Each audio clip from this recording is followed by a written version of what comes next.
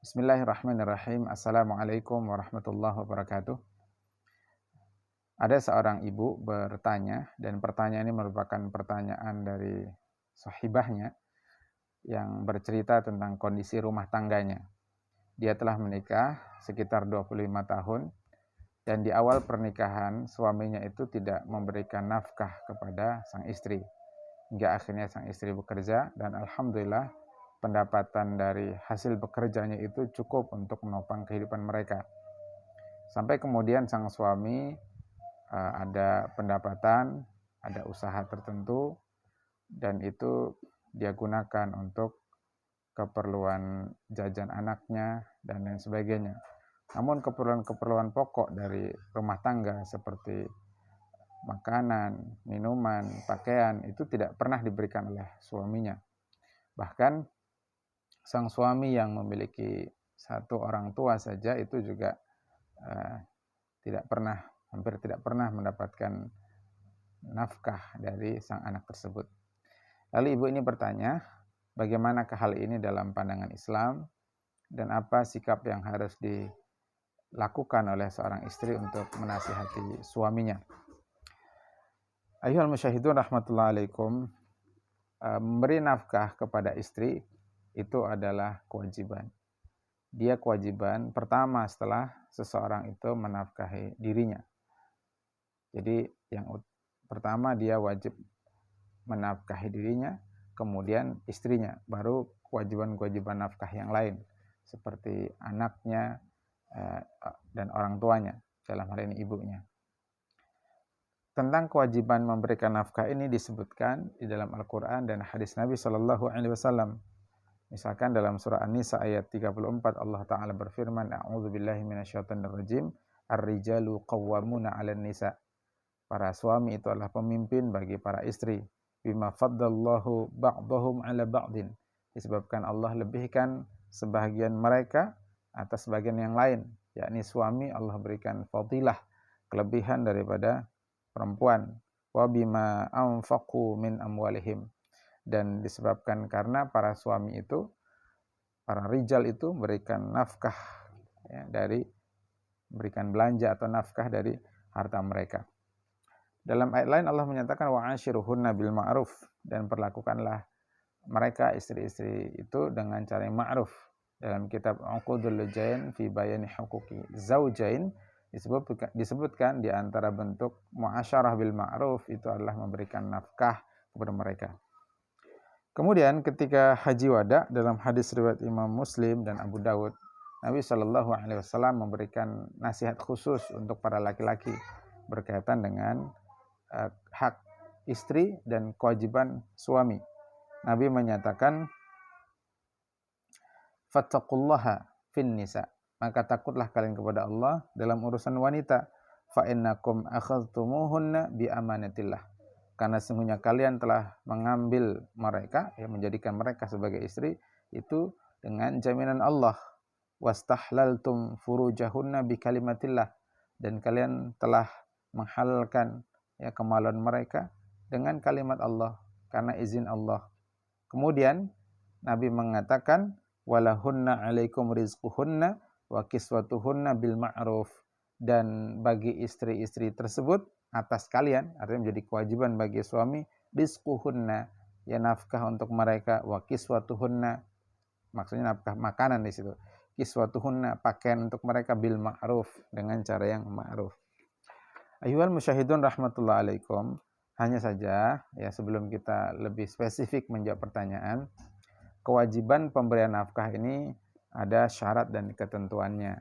Ketentuan pertama adalah tamkin, yakni bahwa seorang suami itu tinggal di rumah mertuanya, misalkan kalau dia bujang itu 7 malam, yang disebut sebagai malam zafaf. Lalu memungkinkan dia untuk beristimna, bersenang-senang dengan istrinya, meskipun tidak sampai pada jima, tapi intinya ada istimna di sana, maka itu menjadi syarat adanya kewajiban nafkah. Nah, kalau dia tidak tinggal di rumah istrinya atau istrinya tidak tinggal di rumah dia dan tidak beristimna, maka tidak ada kewajiban nafkah atasnya. Kemudian yang kedua ada syarat idba', yakni si istri itu mengikuti suaminya entah di negerinya, di rumahnya dan seterusnya. Setelah kesunahan malam zafaf tadi, kemudian istrinya diajak ke rumah suaminya misalkan. Nah, kalau ternyata istrinya itu pergi dari rumah suaminya atau tinggal di tempat yang lain tanpa izin suaminya, atau pergi ke suatu tempat tanpa izin suaminya, atau keluar tanpa izin suaminya, maka gugur kewajiban nafkah tersebut. Nah, kemudian berapa kadar nafkah yang wajib diberikan? Nafkah terhadap istri itu kadarnya sesuai dengan keadaan sang suami, ya, baik yasar maupun i'sarnya. Ada yang mudah, ada yang sulit, begitu kan? Ada yang mampu, ya, berpenghasilan besar, maka besar pula sebaiknya dia berikan kepada istrinya. Tapi ada yang penghasilan pas-pasan, ya, maka dengan kadar istitoah dia itulah, ya, disebutkan dalam kitab utama li'annan nafaqata tattabi'ul istitoah, karena kadar nafkah itu mengikuti dengan kadar kesanggupan. Nah, itu wahia a'idatun ila halil munfiq, dan itu kembali kepada kondisi atau keadaan orang yang memberikan nafkah. Sebagaimana firman Allah Ta'ala, liyunfiq dzu sa'atin min sa'atih wa man qudira alaihi rizquhunna falyunfiq mimma atahullah. Jadi kalau yang lapang ya kasih banyak, tapi kalau yang disempitkan berikan sesuai dengan apa yang telah Allah berikan kepada dia. Nah, kemudian apa saja jenis-jenis nafkahnya? Dalam kitab Mu'tamar disebutkan yang pertama berupa makanan, yakni makanan pokok. Kemudian yang kedua berupa lauk pauk termasuk buah-buahan. Tentu sekali lagi disesuaikan dengan kadar kesanggupan. Misalkan ada suami yang sanggup ngasih buah pisang aja tiap hari, karena pisang itu harganya murah, ya pisang. Ya, dia bisa menyediakan daging, tapi hanya daging yang ikan yang murah misalkan, bukan yang mahal. Ya itulah kadar kesanggupan dia. Kemudian yang ketiga itu kiswah, pakaian. Pakaian juga bertingkat-tingkat kan. Ada yang mahal, ada yang sedang, ada yang murah, sesuaikan dengan kemampuan. Kemudian ada waktu tanzib, alat kebersihan, sapu, serok dan sebagainya. Kemudian alatul akli, alat memasak, panci, ceret, sendok dan seterusnya. Kemudian maskan, tempat tinggal. Nah, tempat tinggal ini tidak disyaratkan harus memiliki, boleh saja berupa menyewa atau si suami dipinjami orang. Intinya itu menjadi milik suaminya, mamluk, lalu ditinggali oleh mereka. Kemudian asas, ya, alat-alat perabotan seperti misalkan ranjang, tilam, kasur, bantal dan seterusnya. Bahkan kalau itu di negara yang ada musim panas, musim dingin, maka alat untuk menghangatkan ruangan itu juga bagian dari jenis nafkah yang harus ditunaikan suami. Nah, selanjutnya adalah al-khadimah, yakni pembantu. Ya, jika memang dan ini disebutkan termasuk nafkah yang wajib sebenarnya untuk ditunaikan oleh seorang suami. Sawan akana musiran atau mu'siran, ya sama saja keadaannya, apakah si suami itu mampu atau tidak mampu, dia berusaha untuk mengupayakan wa alaihi dafu ujratil khadimah ma'ana faqatiha, ya, min ta'amin wa syarabin wa kiswatin. Jadi selain nafkah sandang, pangan, papan tadi juga ada khadimah. Ya, kalau ternyata tidak mampu juga si suami, setidaknya dia membantu pekerjaan istri sesuai dengan kesanggupan si suami. Nah, bagaimana keadaannya jika ternyata suami itu tidak benar-benar sanggup, gitu ya? Kategorinya dia itu i'sar, ya, sulit untuk memberikan nafkah, pendapatannya tidak cukup, atau mutawasit, pertengahan, ya, jadi tidak benar-benar cukup begitu. Di dalam kitab ini disebutkan inna nafaqataz zaujah wajibatun 'alaz zauj. Jadi nafkah itu kewajiban suami terhadap istrinya, wa huwa aqwa, ya, anwa'in nafaqah. Dia adalah nafkah yang paling kuat untuk ditunaikan. Wa taqaddumun 'ala nafaqatil walad wal walid wal dan dia didahulukan daripada memberikan nafkah kepada anak, orang tua dan ibunya. Nah, baik. Ada sejumlah keadaan disebutkan dalam ini. Yang pertama, jika suaminya itu kategorinya sanggup, ya, musiran wa mutawassitan atau pertengahan, maka dia memberikan nafkah kepada istrinya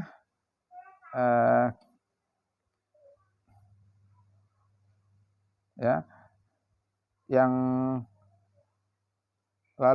maka dia wajib untuk memberikan nafkah kepada istrinya. Kalau ternyata dia memberi sedikit, ya, lebih sedikit dari apa yang diwajibkan atas dia, ya ini dia itu ikut standarnya orang yang mu'sir. Ya, suaminya ini gaji 4 juta misalkan ya. Keperluan sehari-hari itu 3 juta misalkan. Ternyata istrinya dia kasih 1 juta. Seperti orang mu'sir. Padahal dia itu musir atau mutawasid.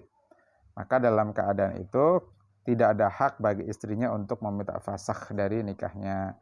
Dan ya dia semestinya menasihati suaminya gitu ya. Dalam kondisi ini menasihati suaminya agar memberikan nafkah sesuai dengan rezeki yang Allah berikan kepada dia. Ya, memberikan nafkah yang ma'ruf, yang layak untuk istri dan keluarganya. Baik, kondisi kedua, jika ternyata kondisi suaminya itu berubah dari orang yang kaya misalkan atau yang gajinya besar gitu menjadi pertengahan atau sulit atau sedikit, atau dari keadaan pertengahan menjadi berkurang makin dikit gitu. Fala yatarattabu ala hadzal i'sar syai'un wa talzimu zaujah bi mutaba'atihi. Jadi istri tetap mesti mengikuti dia, lalu tidak meminta lebih dari apa yang disanggupi oleh suaminya gitu. Dia wajib ridho atas keadaan tersebut, ya, dan seterusnya tadi. Dan tidak hak dia untuk meminta fasakh atas akad nikah dia. Kemudian yang ketiga, keadaannya jika si suami itu memang lemah dari memberikan nafkah, ya, bahkan di bawahnya mu'sir tadi, tidak sanggup memberi makan, tidak sanggup memberi minum, pakaian. Ini seperti yang ditanyakan oleh ibu yang bertanya nih, falahal khiyar bisabri ala haliha. Maka si istri itu punya hak khiyar. Pilihan yang pertama, dia bersabar atas keadaan dia, walahal ajru wathawab. Dan dalam keadaan itu dia mendapatkan pahala di sisi Allah Subhanahu wa taala.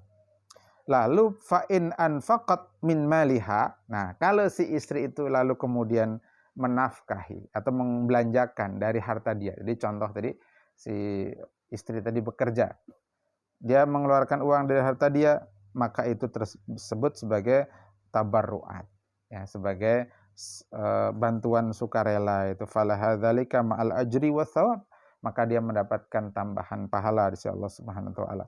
Tapi kalau dia misalkan enggan, ya, tidak mau mengeluarkan hartanya karena memang itu bukan kewajiban dia, au iqtiradat, atau dia ngutang, ya, au anfaqat ala nafsiha, atau dia hanya menafkahi untuk dirinya sendiri, fatasbutu nafaqatu fi dhimmati ila ayyusira. Maka itu menjadi zimmah, menjadi tanggungan atas suaminya jika nanti suaminya itu sudah sanggup. Jadi misalkan utang tuh dari yang lain, nanti suaminya yang nanggung. Atau dia menggunakan uang dia dulu, tapi ini dianggap utang atas suaminya, maka suaminya satu saat wajib untuk menunaikan hutangnya. Atau pilihan kedua, ya, tadi itu yang paling bagus, hendaklah dia memilih bersabar dalam keadaan tersebut. Itu saja ya. Kemudian yang keempat, idza kana lizauji malun. Nah, jika si suaminya itu punya harta, punya uang, wamtana'a an daf'in nafaqati ma'a qudratih. Lalu si suaminya itu mencegah, ya, tidak mau menunaikan nafkahnya, padahal dia sanggup untuk melakukannya. Maka si istri fala yasbutulaha hakul fasakh. Dia tidak punya hak untuk memfasakh atas akad nikah, minta gugat cerai maksudnya.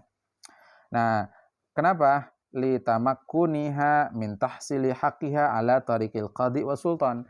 Karena sebenarnya dia itu bisa mengambil solusi dengan mengadukannya kepada qadi dan sultan supaya si suaminya menunaikan kewajibannya, begitu. Atau yang kedua, dia bisa, kalau dia tahu di mana suami meletakkan hartanya, misalkan di bawah bantal atau di mana begitu, atau di rekening mana, dan dia memungkinkan untuk mengambil itu, maka dia bisa mengambilnya dengan diam-diam tanpa sepengetahuan suaminya. Sebagaimana dulu Hindun pernah mengadu kepada Rasul Shallallahu Alaihi Wasallam bahwa suaminya itu bakhil, ya, nafkahnya nggak cukup. Lalu Nabi mengatakan, khudhi ma yakfiki wa waladaki bil ma'ruf. Ambillah apa yang itu mencukupi diri engkau dan anak engkau dengan cara yang ma'ruf. Nah, itulah beberapa solusi Islam terhadap persoalan yang ditanyakan oleh ibu ini. Jadi itu mirip dengan kondisi ketiga tadi, si suaminya mau nggak sanggup, ya, bahkan karena mu'sir tadi. Maka kalau si istri mengeluarkan hartanya, dia bekerja, itu menjadi pahala untuk Anda. Kalau kondisi kedua tadi, kalau misalkan Anda mengklaim ke suami Anda ketika dia mampu, itu juga boleh dilakukan, bisa diambil pilihan tersebut. Ala kulli hal, kami mendoakan semoga yang pertama untuk sang istri, semoga senantiasa diberikan kesehatan, umur yang panjang, keafiatan, rizki yang cukup, sehingga kemudian bisa memenuhi kebutuhan rumah tangganya. Begitu pula kepada suami. Yang kedua juga kami mohonkan berdoa kepada Allah, semoga ukhti diberikan kesabaran atas keadaan apa yang terjadi pada ukhti sekarang. Kemudian terhadap suaminya, semoga diberikan kesadaran, kemudian kelapangan rizki, ya usahanya dimudahkan oleh Allah Ta'ala, dan memiliki kesadaran, itu yang lebih penting. Memiliki kesadaran untuk menunaikan kewajiban dia sebagai seorang suami. Tentang bagaimana kemudian menasihati si suami, mungkin ukhti bisa mengirimkan video ini kepada si suami, ya. Tentu sampaikan dengan cara yang ma'ruf, dengan cara yang baik, karena ini bagian dari agama kita, yakni ad-dinu nasihah. Selamat menjalankan ibadah puasa, semoga Allah terima seluruh amal ibadah kita. Hadanallahu wa iyyakum ajma'in wal afu minkum. Assalamualaikum warahmatullahi wabarakatuh.